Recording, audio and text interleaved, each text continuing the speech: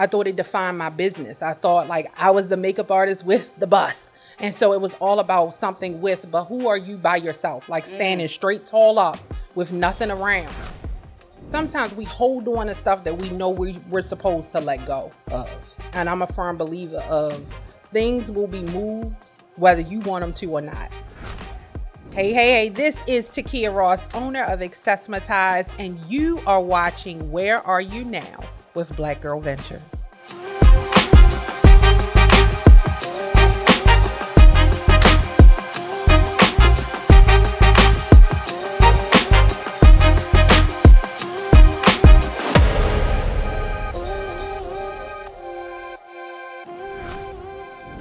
Hey, beautiful. Takia Ross. Hey, beautiful. CEO, founder of Accessmatized Makeup Artistry. Yes, that's me. How you feeling? I'm good. How are you? So this interview is special for me. Just because our relationship over these last 7-8 years, 7 years. Yeah, it's been a long time. I know. That's so wild. We should celebrate, like have anniversaries. We should. Yeah, Oh, I like that. We should. That's actually a good idea. Okay, let's do it. 2017. Mm-hmm. All right. You have the what is it? Pretty Mobile makeup studio. Yes. Yeah. And you're pitching. I am. You pitching it, and you come to pitch at the Black Girl Ventures pitch competition, and you said you should bring this to Baltimore. You didn't say Baltimore because I know that's I said Baltimore. I said bring it to Baltimore. And I'm like, all right, you gonna help me bring it there? Yep. And you did. Yes. And that's what we got, Brittany. Yep. That's what we got. Tanika Speaks. Yep. Just awesome, amazing women founders. Mm-hmm. And the next year, you was busy. You couldn't do it. Nobody came. I never told you that. No. You did not know that. I did not know. The next year, we tried to do the competition. That's why I never did it again. The only reason why the pitch, not necessarily the only reason why I has to do you that way, but I'm just saying that like we tried to do it again. Yeah. And nobody came. I didn't know that. I didn't know that. You were busy that year. You were starting up with So You Want to Pitch. Yep. And so you wrote the book. I did. So You Want to Pitch because you were killing it. What made you decide to write the book So You Want to Pitch? Because people were asking me how to do it. Like I was finding that it was so many, especially Black founders in Baltimore. So I'm going to put on my professional voice in Baltimore, who just didn't know how. They had never heard of it in that way. They didn't know that you could pitch and get money for your business. They didn't. And so they were asking like, how are you doing this? What are you doing? Like, how do I do it? How do I get money? So I was like, I'm going to put it in a workbook. And if you want it, get the book. And they wanted it. So they got the so book. much so that you're still doing workshops and things like that, classes and stuff around So You Want to. And did you do pitch competitions? We did pitch competitions. We do workshops. We do everything. Remember, we brought you to our first conference. And that was like huge to have a conference. Like I didn't think that this South Baltimore girl was going to be able to pull off a conference, but we did it. Of course. Because you Takia Ross. I appreciate you for saying that. But in the house, like, because you and I are good girlfriends. In the house, I'm Takia Ross. It's a different, when you outside, it's like, I'm Takia Ross. But when you in the house, it's like, girl, you Takia Ross. Right. You know that, Kiki right? at that point. What's wrong? You know what I mean? I think that's interesting because you're watching your journey. I've just been loving it every step, and I'm a super fan. We're super fan. Listen, we fangirling over each other. Super fan. Okay, who do I want to do it? I want Takia to do it. Can she do it? I don't know. We gonna figure it out. I don't know if she can do it or not. What does she need done? Whatever I figure out what I'm gonna do when I ask her if she can do it or not. But you know what? That's something, and I was thinking about it before we sat down today. I was thinking about that because one of the things like getting funded is one thing, right? So having somebody fund your business, having somebody invest in your business is something totally different to me. So I think Black Girl Ventures funds businesses and they invest in them. So you've always come back. Like you've always said, you know what?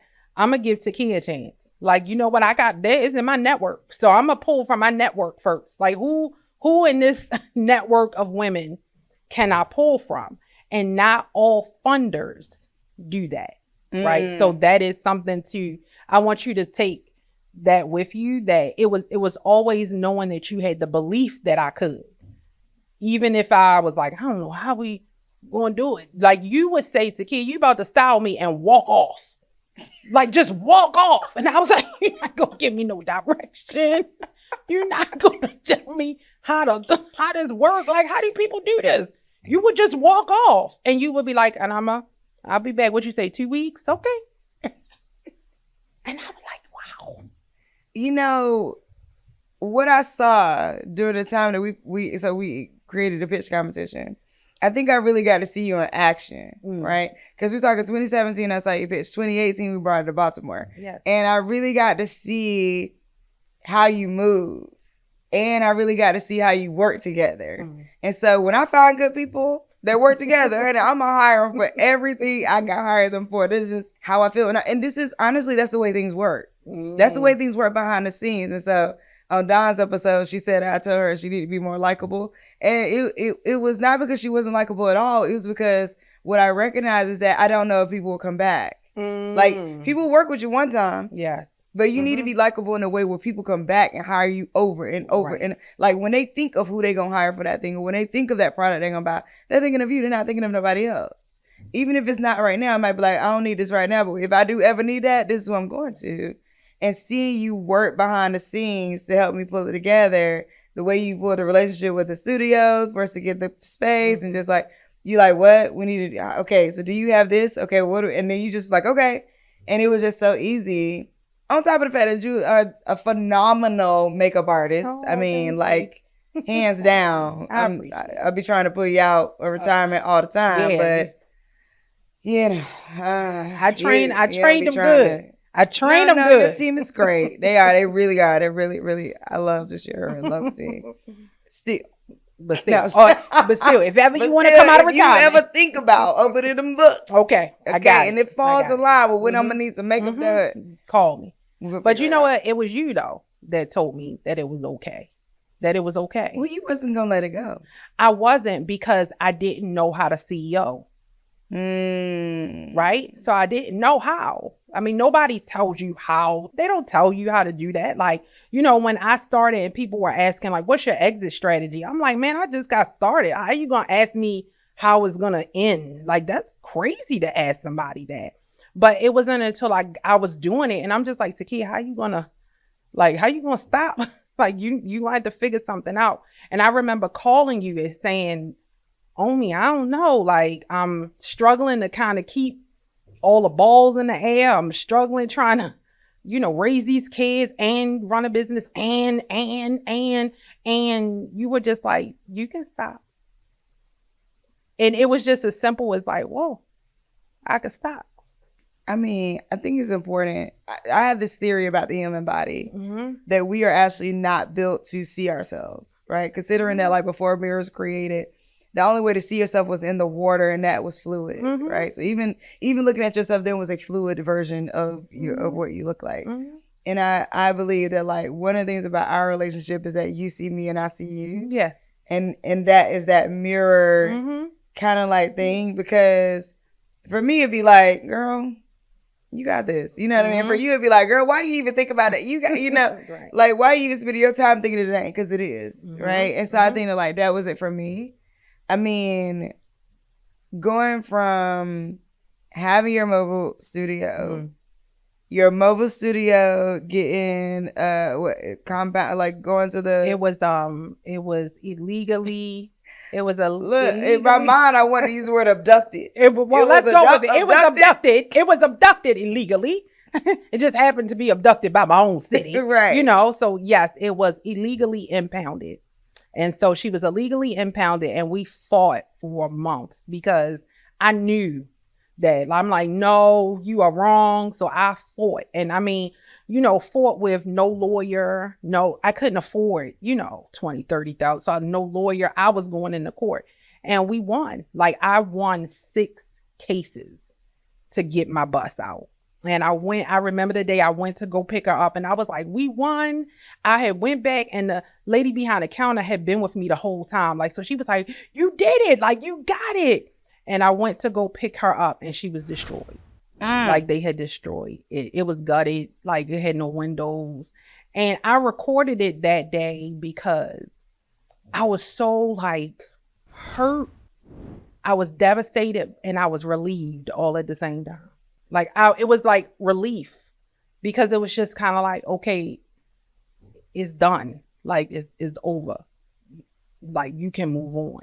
And people don't talk about that part. Like I agree. Like I was crying like that. And it was just like a overwhelming feeling of like, and it's over. And I kept moving. The business wasn't over, just the studio. Just part. That part. Like that part. And sometimes we hold on to stuff that we know we're supposed to let go of. And I'm a firm believer of things will be moved whether you want them to or not. I had held on to pretty so because that was my thing. I thought that defined me. I thought it defined my business. I thought like I was the woman with the bus. I was the makeup artist with the bus. And so it was all about something but who are you by yourself? Like standing straight tall up with nothing around. And I couldn't navigate that space.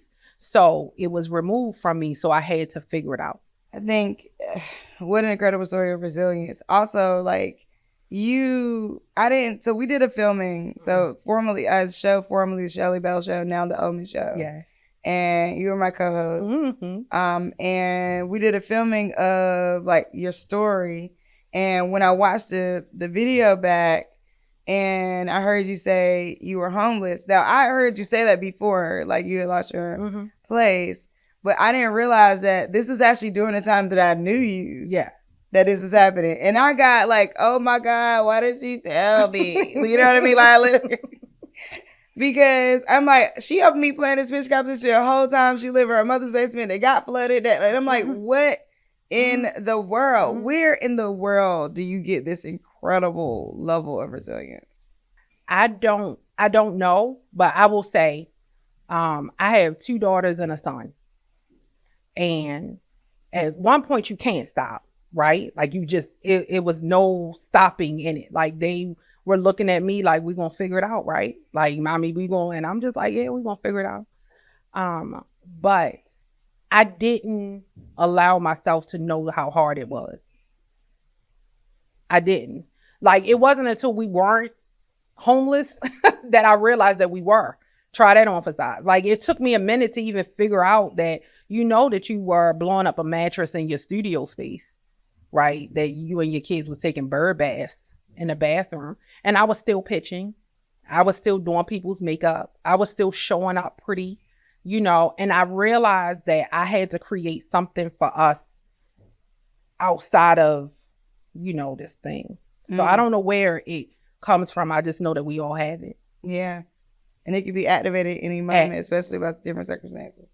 Quickly. Yeah. Like quickly. And a lot of us are going through and we don't even know. That's right. We were going through. So somebody is going through and that's going to be okay. At what point, so you go through this experience, lose the pretty mobile studio, keep doing makeup. Yeah.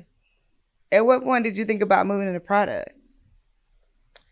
So, y'all told me, my customers told me. So I didn't think about it. I was like, I'm never going to sell products. I did. I was like, I'm never going to sell products. I don't like, matter of fact, my business model is no products. Like you don't sell products. I wanted to give my customers the opportunity to do it themselves, to find different products, to not be beholden to one product or one. And so I was like, no, my customers were like, girl, you better, how am I going to keep this lipstick on? It was like, how am I going to keep this lipstick on? And they will be like, you need to sell this. You need to sell something. You need to give me something to keep my lipstick on. And so I was like, I don't know. So I started playing around with like colors and pigment and just seeing what I could figure out for myself. And we created 6 colors. I remember this, 6 colors. And I only had enough money to get 100 units of these 6 colors. And I was riding home and we had, how you trying to name your products? So I'm out here trying to name these products and I'm like, cherry cola. Sugar plum fairy. Like I was just trying to come up with something. And I couldn't. Like, I would come up with 6 names and I would forget the names immediately. Like, I would forget them. They'd be like, well, what's the red gonna be? And I'm like, I can't remember. Was it sexy red? Hot tamale red? But it wasn't until I started naming them after the history of the Black experience in Baltimore that it all kind of meshed together for me. So it was kind of like me selling to you because you told me to, but me being able to impart what I really love, which is history too. Yeah, because I didn't know what Norma Jean was. Okay, well. Norma Jean is my favorite color. Yes, Norma Jeans is your favorite color. That color, this is what I'm wearing right now. It is. I love it. It's so beautiful. I get so many compliments on it. And the shit I share. And I thought it was a restaurant. No, ma'am. No, ma'am. Okay. That is a whole strip club. Norma Jean's actually a strip club. Okay.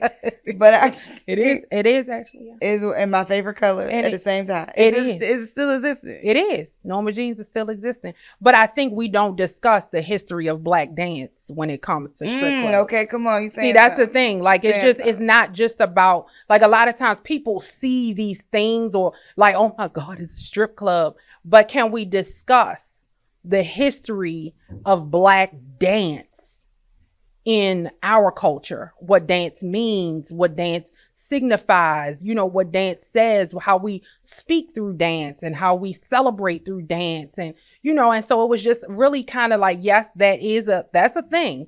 And so everything is, yes, that's a thing. And. Well, a little known fact about me, I bartended in a strip club for maybe a year. Yeah. Beautiful. When I lived, maybe about at least 6 months. And some of those amazing entrepreneurial women that work in strip clubs. Hello. Come on now. Okay. I can't do it. I mean, like, I can't do what they're doing. My body don't. I don't know how you just don't even, and then you. I don't really know the acrobat. How do bodies do that? The training. The Cirque du Soleil of it. Yeah. Hello. Okay. All right. But even still, how they take that circumstance and we make jokes about it, like, about, you stripping to put yourself through school. And right, like, okay, like, like, you stripping because, like, and you start a business, you stripping it, okay, like, but let's start taking the stigma off of some of these things and have a discussion about it. No, I think that's right. Launching the products. Yeah. What's that journey like? You listen, I'm still trying to figure it out. It has been very satisfying, and it has been one of the hardest things I've ever tried to do. It really is. Like, doing makeup is so totally different from having a product. You meet your customer in a different way, right? So I could look at your face and tell you if I was doing something wrong or right, or if you liked it, if you didn't, while in the act of me doing the service, right? When you're doing makeup. With product, you can't do that. You send that thing off into the abyss and you never know what happens, So it was just really trying to get my feet wet about how do you manage this? How do you compete with other brands that are, in essence, doing the same thing that you're doing? How do you compete with that? How do I compete with Sephora's and Ulta's and, indie brands? Like, you're competing with everybody, like MAC, all the way down to the, your homegirl in the kitchen who's making lip glosses. Like, you're competing with all of them. So how do you do it? How do you differentiate yourself? You've carved out the space. I appreciate you for saying that. I mean, come on now. If you do a drop right now. Yeah, we about to drop. I think it'll be fine. But I think what I've learned in this journey is to build a tribe. Okay. Like, so is it really about, do you have 100 core people that if I drop something right now, they're going to buy it? Yeah. Do you have a core group that if I drop the new color right now, they going to scoop it up? Or do you have that? And I think sometimes we overlook that because we're trying to get new, like, you're always thinking about the new. And I've always thought about, who do I have currently? Who's in my network right now that if I drop something, and we got them Thundercats don't play about that lipstick. And I mean, as the unofficial leader of the Thundercat Nation, the Lippy Club, you know what I'm saying? I stand on that. You know, like I think you're 100% right. And I think people spend so much time trying to get like thousands of, you know, yeah, you want that, but you want that core audience that is going to tell you whether this is good or, you know, this is right. Is this not right? This is it. Y'all want that? Okay, got it. Yeah. And they're gonna always come back. Yeah. And can you test your market? Like, can you test, like we dropped shades that I thought would be bangers and they like, nah, girl. Like, no, but can you, do you have that? Can you test that market and then rely on them to come back and tell you something good about it? What's that journey like from a family standpoint, right? Like you have oldest daughter who's been doing her thing. She's killing it too. Middle daughter gone to college, you know, and then your son's still in grade school. At one point you were homeschooling him. Yeah. I have aspirations to do that one day. Yeah. What's it like? It has been an amazing journey. Today, as we sit here, right? We sitting here talking. My son is in the green room, right? And I cried the other day driving because I realized that I had prayed for this moment. That I had prayed so hard when I was getting up and taking them to school and the daycare and getting to work. And I had prayed like, please, God, just can you make a way for me to be with my kids? Like, can you make a way for them to, you know, me not to have to rush all the time and run, and I can't take them to work and I got to ask somebody for permission to take off or be sick or for them to be sick. Like, God, I need you to come. I need you to show up. And he did, like big, like big God, you know? And so today as we got here, like it was amazing that my son got to sit next to me and he gets to see me. He gets to look on a monitor and he gets to see his mom. And my daughters get to see what it's like to live out any dream that because you can't say that you can become anything that you want and then you don't become what you want. You can't tell your children that. Like, you can't say you can be everything that you want to be and then you got this wild dream that you sitting. Yeah. So I get to, you know, and they wild, but I also have to contend with the fact that I made them sacrifice too. They sacrificed for this. So did my children. So did any children of any entrepreneur. They sacrificed for this. And so we have to respect that too and be willing to hear them when they say that's enough. Like, I want my mom. Like, they don't know me as Takia Ross like everybody outside or Kiki Thunder or, you know, the person that they don't know me. I'm their mom. So it's just like mom. Yeah, please. Yeah. Your mom, was there a point where your mom was like, oh, that's nice, and then she was like, oh shoot, this is a real business? Or was your mom always like, she always believed? No, my mother thought I was crazy. No.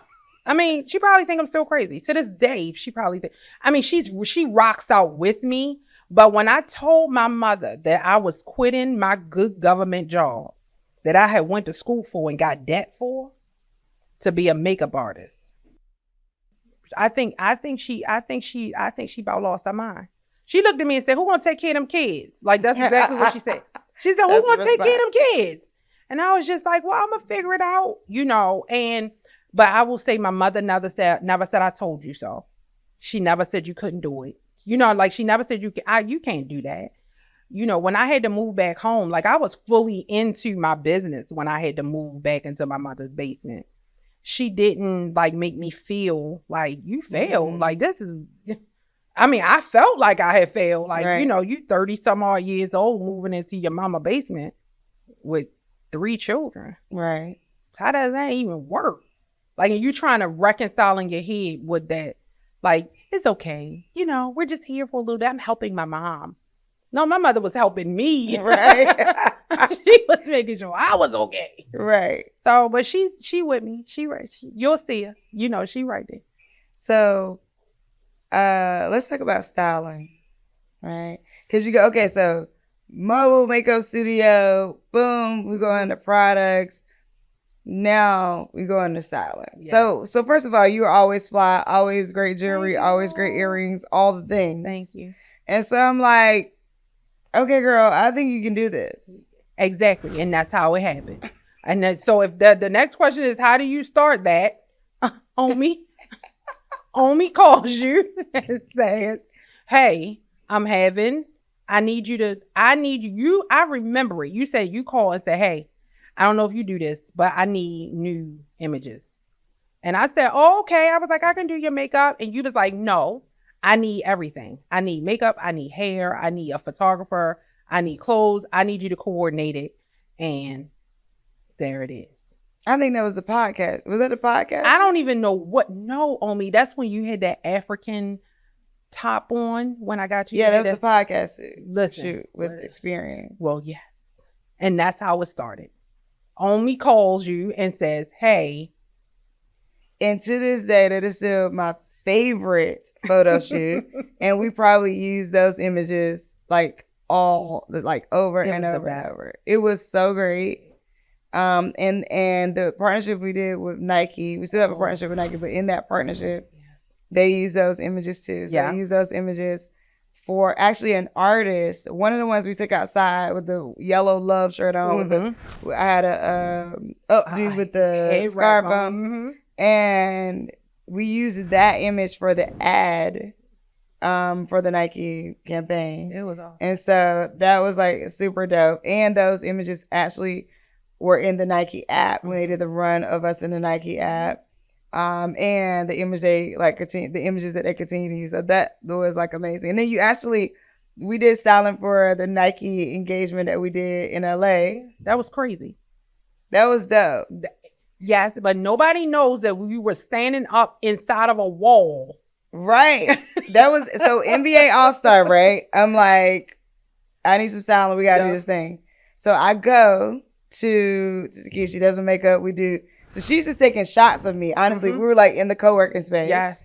And we were about to leave the room. And I said, wait, let's take one up here. I hopped on top of a little part of the wall. You was in the wall, ma'am. You were in. Lean back. She took the photo. Yeah. That was the photo they got on the billboard, on the Nike billboard. You can't make this up. Like you really can't. And I think part of it is saying yes. Like just saying yes. Because all of it was just about us. We had no plans. We didn't know. No. We were just like, we're going to figure this out. You said we got to come up with something. We're going to come up with some images in the wall. Well, I remember Nike didn't even know what the coat. Remember, they was just like, what jacket is this? That's right. They didn't even know that was that jacket.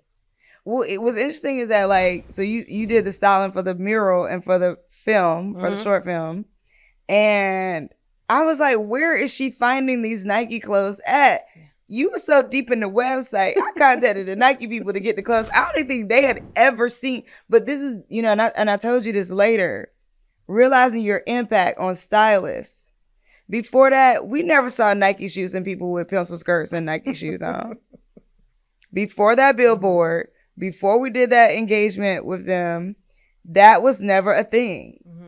And now we seeing women with pencil skirts and tennis shoes and Nikes on. And I'm like, no, that was your impact. I appreciate you for saying that.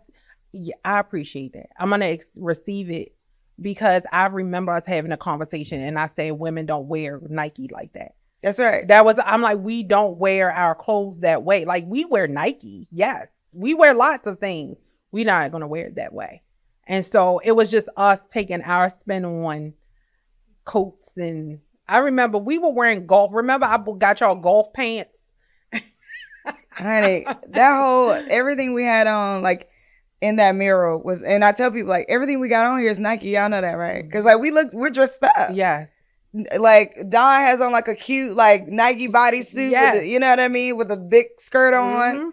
I have on a Nike top with some dress pants. And we are, like, business casual but also wearing Nike clothing, not just Nike shoes. Yes. And I'm like, I have no idea where she found these items. And they ended up sending us a box of the stuff. Yes. It was amazing. It was amazing. I think part of it is making sure you do your best every time.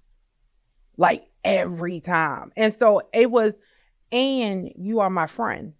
I think I think that for me, it just hits me different. Like you are my friend. And so that meant that I was going to spend hours scouring that Nike website, and I was going to scroll to the bottom of the pages until I found, yes, I think that we represent each other. And I think as women, that's something I want us to all I represent.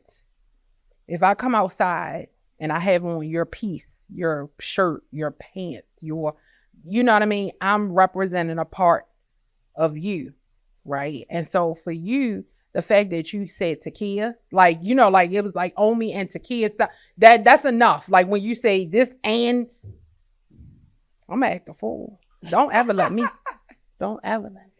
I just want to say how much I deeply, deeply appreciate every yes that you gave me, because it also meant you were taking a chance on you, but you were taking a chance on me too. You were taking a chance on, like, it was a trust level. Mm-hmm. That's the key. Yeah. The level of trust that you like, okay. Because, and I'm like, look, I got this, I'm gonna hire you. Mm-hmm. You know, if we could do this thing, I'm hiring you. We got the budget. I want a certain look. I want a certain feel. I know that you can accomplish that, from making a glam studio for a BGV pitch. Mm-hmm. Mm-hmm. And I mean, we was doing it. We was styled up. Them videos were the best. Okay. We had a good time. People contact me to this day, and like, I watch as many of the BGV pitch videos as I can to actually learn how to pitch and listen to the feedback of the judges. As they should. And I'm like, it's a masterclass. Yeah, it is. And I hope that whoever's listening to this can see that, can hear that. Yeah. Like, go back. Like, you don't have to reinvent the wheel. We gave it to you. We gave you the outline and the blueprint. That's right. We gave you all the answers to all the questions. We showed you how to create a pitch deck, how to pitch it, what to say, what not to say, how to get your finances in order. That's right. Right? We told you how to get those marketing materials together. We told you everything. But I think it was because nobody told us. That's right. So because nobody said anything to us about it, we decided. And you decided and brought all of us along. Think of it. You decided that you were going to do something about an issue that you saw. And we all said, we gonna help you do it. We all said, come where you need me to be. And this is why the idea of like Black women all support each other, that's ridiculous. Well, that's a lie. Well, that's one of the biggest lies ridiculous. That was ever told. And if you continue to repeat that lie, it just kind of keeps it in the cycle of things, right? And it allows people to create a narrative about Black women that are not true. That is not true. In reality, we are the most supportive group of people. We have no other choice. I have no other choice, but I know that my success hinges on the success of Black women, period. That's right. So if I'm gonna help you, baby, I'm gonna tell you how to get there, where to go. I'm gonna point you in there. I'm gonna walk you to the door. I'm gonna open it. Because if you get it, I'm gonna get it too. I remember one time I called you and I said, I'm about to do this David Bowie photo shoot. Oh my God. And I need you to create a Thunderbolt over my eye. And I'm just looking around the room. Everybody, this is me. Can you do that? Can you create a Thunderbolt over my eye? Because I'm feeling like I need to do this David Bowie photo shoot. That is one of my favorite photo shoots that I ever done. Yeah. You know, I'm going to talk to you about that. Like, you know, I don't know how to put a Thunderbolt over your eye. But I'm going to draw a Thunderbolt. We're going to get it. And we did it. We did it. And that thing looked great. Yeah, it did. And my hair is red then. Yeah. So, like, it matched right with it. It was perfect. I loved it. Again, but the yes is that. It's the yes. Like, yeah. Yeah. But, and it's so funny because, you know, both of us, you know, read a lot and do a lot of, it's funny, like, you know, I've read the statistics about how, or, you know, information about how women feel like they need more credentials, right? So women will credential themselves to death. You know, I need another degree. I can't take this position. I can't do this. I don't have this. So I need another degree. I need another certificate. I need more years of experience. Like, you'll keep going about all of the things that you need. But men, on the other hand, will say yes and be nowhere near That's right. where they need to be to do any of the things they just said. but they're going to show up and they're going to figure it out. And so it's just kind of like women, I want them to say yes and figure it out. What's on the horizon for you? Oh, that's a deep question. You just went right in with that. You didn't give me that. Are you ready? You got it. I'm okay. We're doing a lot more with So You Want to Pitch. So that's a lot more with that. Especially because of our impact in the marketplace, right? In Baltimore, there are 12,000 small businesses right now. And many of them are not accessing capital at all. 86% of them do not access any kind of capital at all. So they're running just off savings and, and that's cool to a certain extent, right? So we're doing a lot of that. With Kiki Thunder Cosmetics, she's growing. Like, I'm giving myself permission to grow. Like, I'm giving myself permission to grow in a way that speaks to me, right? A lot of times it's like, are you going to Sephora? Are you going to Ulta? Maybe not. I might want to stay independent. I might want to stay being able to create what I want to create, when I want to create it and how I want to create it. So she's growing. She, I speak about her like she's a whole nother person, but she's coming up with new products. But a page out of my friend Omi's book, Omi will always tell me, do you need another product or do you need to focus on the ones that you had that are already working? I remember you used to drill like, do you need another product? Do you need another color? Do you need, like you would, and I would be like, Omi, just support me. Focus. I'm trying to get you focus on me. And you would be like, no. Like you would like, no. Don't get another color. Focus on the colors you have. And I would be like, what does she keep saying to me? Like, why did she keep saying that? But it is true. Like, do you need another product or do you need to double down on your marketing with the ones that you have? Do you need another product or are you not doing everything that you can to get your product out there, right? And so it's like, that's what we're asking ourselves, the hard questions. Like, do you need another product or? And I think it's because like the colors you have are so good. You know what I mean? Like there's one thing around like, do you need another product in terms of like, sort of marketing and like the churn that it takes as a product business. I think there's that, which I was speaking to that, but also like what you have created, your core is so good. Like, I mean, like the core that you got people like Maybelline and Matt who've taken years to try to get to the best core.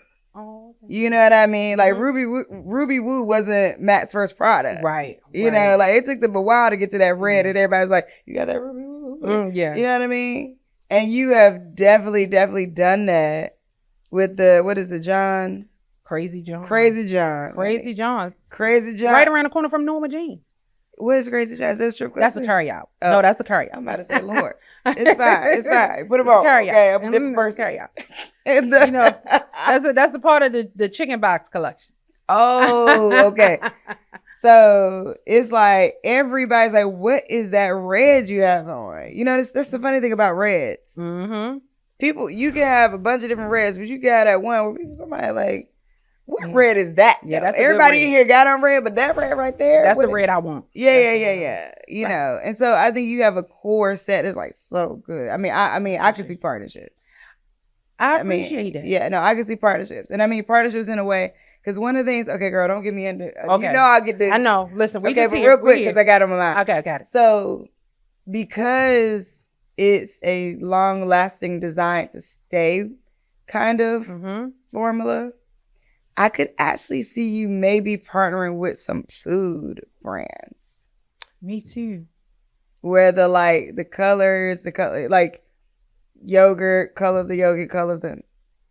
Me too. Nail polish, color of the nail polish. You see how I'm just looking straight at you. Me too. You know, even like local Baltimore food brands add a new something to the menu. Ooh, this, you know what I mean? Yeah. Anyway, I love how you just try to drop a little something and then you walk off.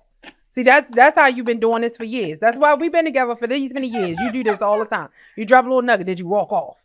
Cause I'm like, that's such a great it's designed to stay, and it does. And that's what get people. We've been together. I could be with somebody at conference all day, We done ate about 3 meals. You know what I'm saying? We about to be like, all right. And they text me like, your makeup is still, like, your lipstick is still falling. What is that? You know what I mean? So, and I be telling all the makeup artists, like, this is the only one I'm using. I appreciate you need to put this one in your kit. I appreciate you. What? Yeah, I do. And I want you to know that. I do. I appreciate you.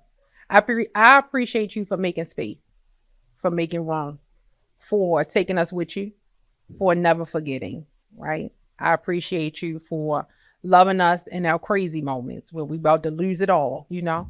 I appreciate you for allowing us to grieve and the grace to grow.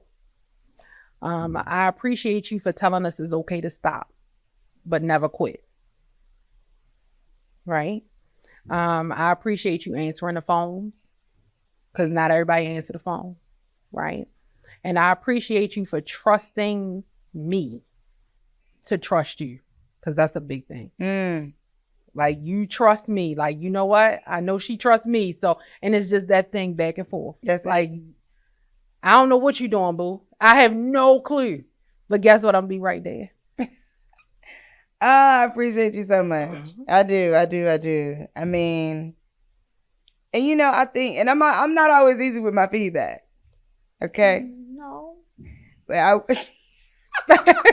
No. because when people send me invoices, I'm like, black woman, take this invoice back. They need you for this, Oh, yeah. be thorough with your invoice. Yeah. But right, and like, but you taught us so much. Nobody tells you that. Because nobody freaking told me. Yeah. You know what I mean? So to your point earlier that you were making, like, nobody told me your invoice need to look like this, because that is a sign that you know what you're doing. Yeah. Because not even like, okay, like maybe somebody else did accept it. Not like that. Yeah. That's true too. But then what sign did you give them? Yeah. And that little nuance in language, I learned that as I grew my company, as I grew like into philanthropy. Right. Into working with other people, into working with bigger brands. And I'm like, oh, y'all looking at, this is a communication tool. Yeah. I didn't have to say anything, but I sent you this proposal and you looked at it and was like, yeah, they don't know what they're doing. You know what I mean? Like, just wild levels of things that block you out of opportunity that ain't always inequity just because you Black. Right. You know what I mean? But I think too, it speaks to a privilege that we didn't know existed, right?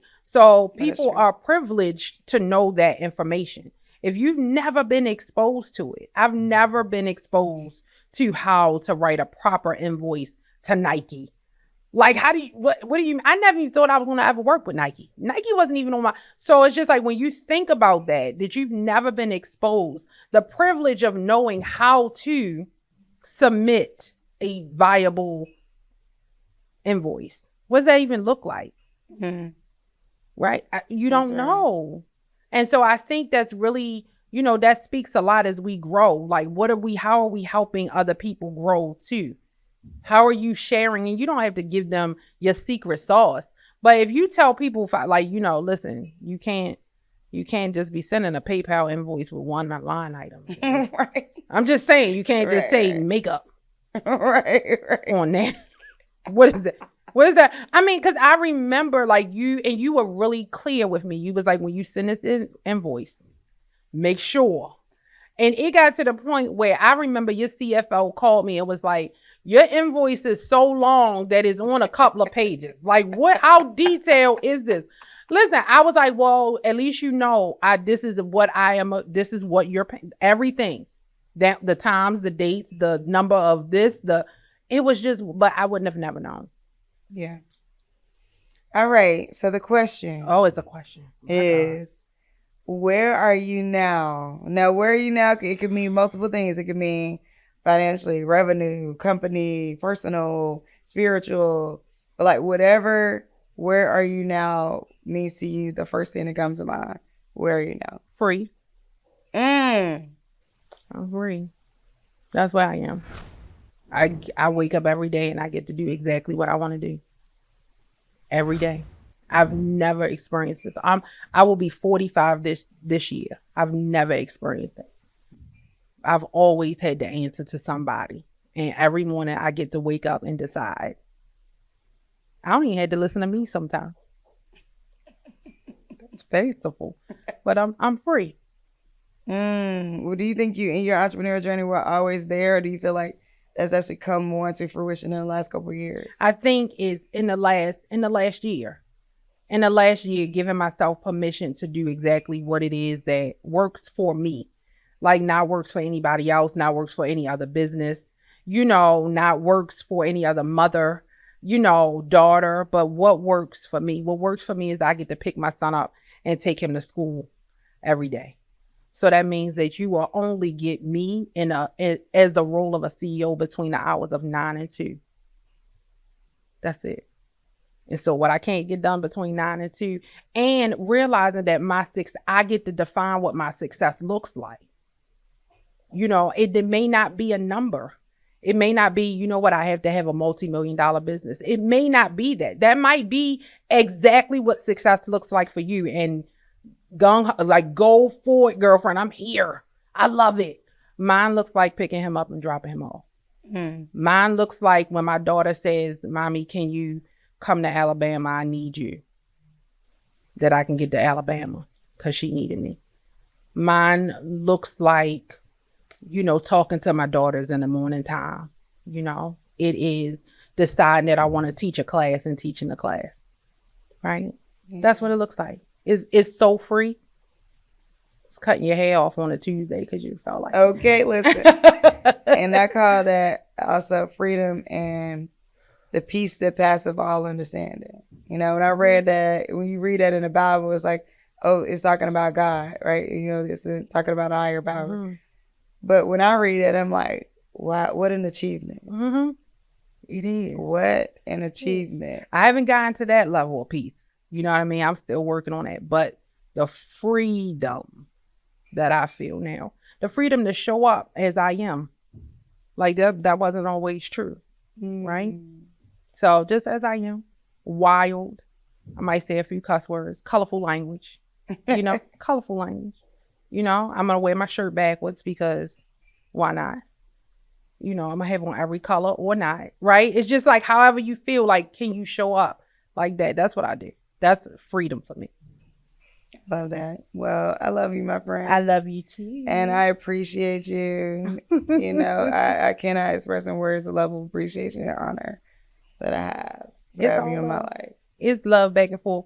If they knew what would happen when the cameras go off, if they knew how we gonna cut up bad. Listen, we gonna cut up bad. Thank you so much for joining me. I appreciate you. Thank you for having me. You pretty too.